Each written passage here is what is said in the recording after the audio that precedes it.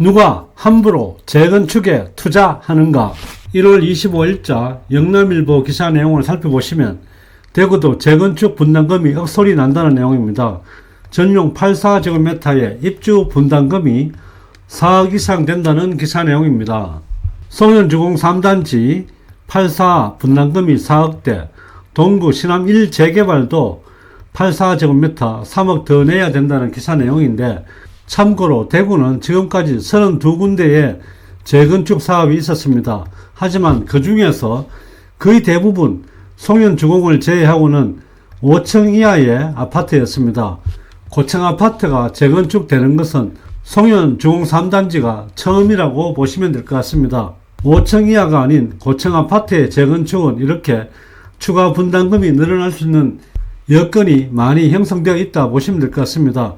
용적률은 한계가 있는데 아무래도 일반 분양할 수 있는 세대수가 정해지게 되면 결국은 조합원들이 분담해야 되는 부담금이 늘 수밖에 없습니다.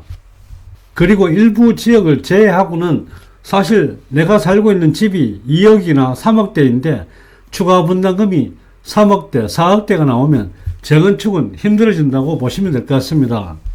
그리고 앞으로 새롭게 적용이 될 중대재해처벌법이나 아니면 노란봉투법 등이 적용이 된 사업장 같은 경우에는 지금보다 훨씬 더 공사기간이 늘어질 수밖에 없고, 그러므로 인해서 공사비용이 많이 올라가면 결국 조합원이나 아니면 일반 분양에 대한 가격이 상승할 수밖에 없다, 이렇게 보시면 될 것 같습니다.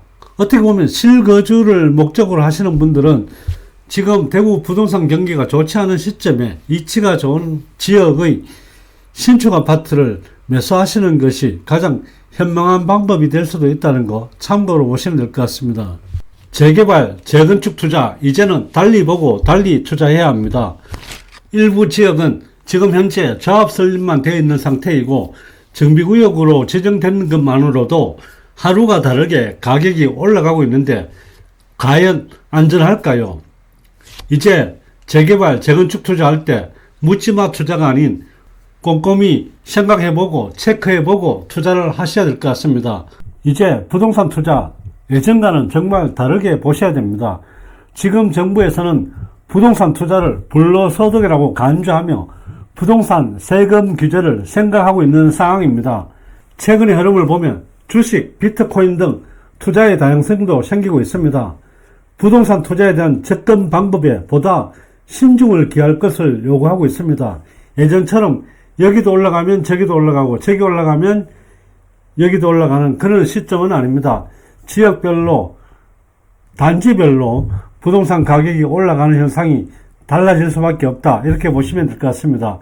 지금 현재 대구의 부동산 시장을 살펴보시더라도 일부 지역은 코로나 불장 때의 최고 전고점을 회복을 못할 곳이 많다는 거 염두에 두시고 앞으로 부동산 시장을 보셨으면 좋겠습니다. 또한 아파트 재건축을 살펴보실 때는 지금까지 약 32군데의 재건축이 있었지만 거의 대부분 저층 아파트 위주로 재건축이 이루어졌습니다.